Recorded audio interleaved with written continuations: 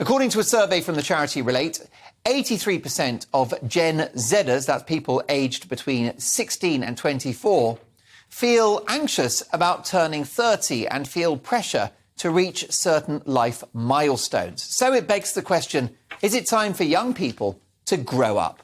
Let's speak to Chris Akabusi, Olympian broadcaster and inspirational speaker, very inspiring to me, TV personality and broadcaster Precious Muir, and writer and research analyst Rakib Ehsan. Rakib, let me start with you. We've got 20-somethings worrying about turning 30. Get over yourself.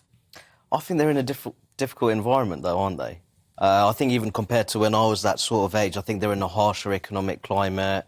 I think house prices, even in just the last few years, there's been a bit of a slowing down, but they've increased exponentially in recent years. So I think they're in a more of a high-pressure environment than even I was, and I'm 32 years. And they've got to deal with social media. I think so. They can't get on the housing ladder, as you mentioned, and I suppose, in a way, life just feels like, they've been handed a bad deal, as it were. No, absolutely. I think that a lot of the young people in our country, they may well have aspirations, but they perhaps feel that at the moment they're in an increasingly long, dark tunnel and they can't quite see the light at the end of it. Yeah, too right. Well, Precious, you are a young person in your prime. Yeah.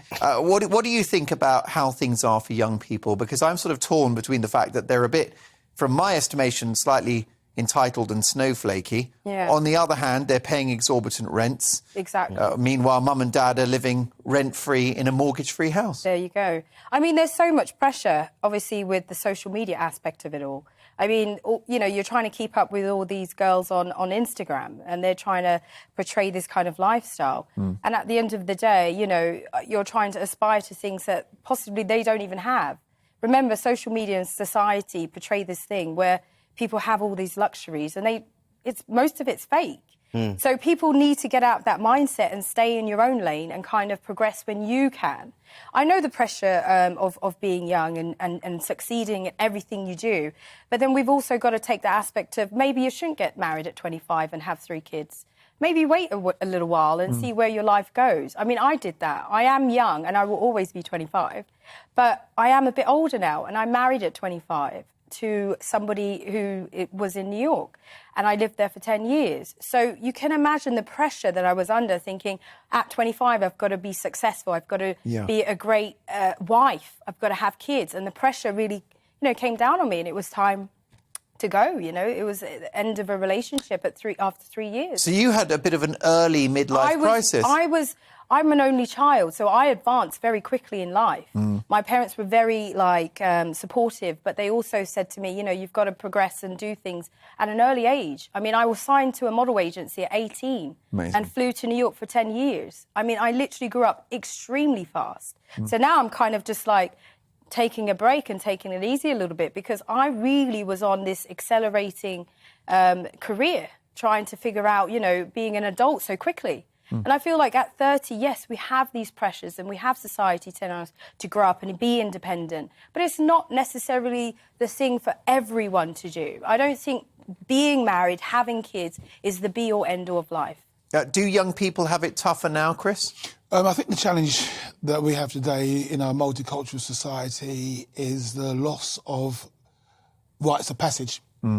So, like the Jewish religion has bar mitzvahs when they're 15. We used to get the key to the door when we were 18 and 21, and you'd go out, in my day, disco in and all that sort of stuff, disco's plastic. What, a bit of a boogie? Yes, sir, I can boogie. There you go. Nice, upside down, Diana Ross. So I just think that, the lack of the rites of passage.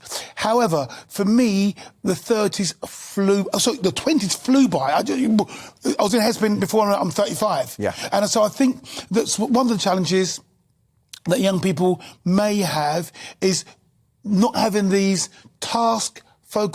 focus-oriented things to achieve. I was a soldier, I was a sportsman, I was a husband, I was a father, and I was actually getting stuff done. And I can assure you... But that's the thing, I think when you overdo it and you overthink stuff, you actually forget to live. But that was living. Life happens while you're thinking about other stuff. It happens. Before I knew it, I was 35. But you just said that 20s flew by. Yeah, it did. But maybe if you just took a step back, you actually might... Well, no, I was too busy winning medals and running around the and jumping up. You were a champion. But not everyone's going to achieve that. No, but what I'm trying to say is busy getting on with my life and my career. Yeah. But I feel like with the mental state is different. I feel like when we were growing up, obviously you're a bit older than me, but I feel way older than you, yeah. But I think the mental state is that the pressure. I mean, we have now a different type of pressure for the mental state. Mm-hmm. I think when I was growing up, there was requirements, but the mental state wasn't as much as now.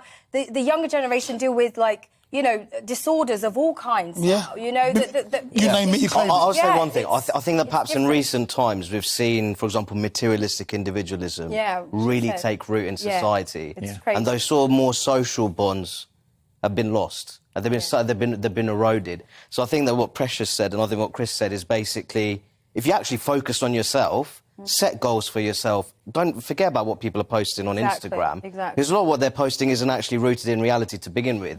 Focus on the highlights of their life. I think more is set practical goals for yourself, give yourself that sense of direction, and that can actually increase your well-being in the longer term. I think that's a brilliant shout. Brilliant shout from Rakib and from Precious. If you're young and you're watching, ditch that smartphone. It's not doing you any good.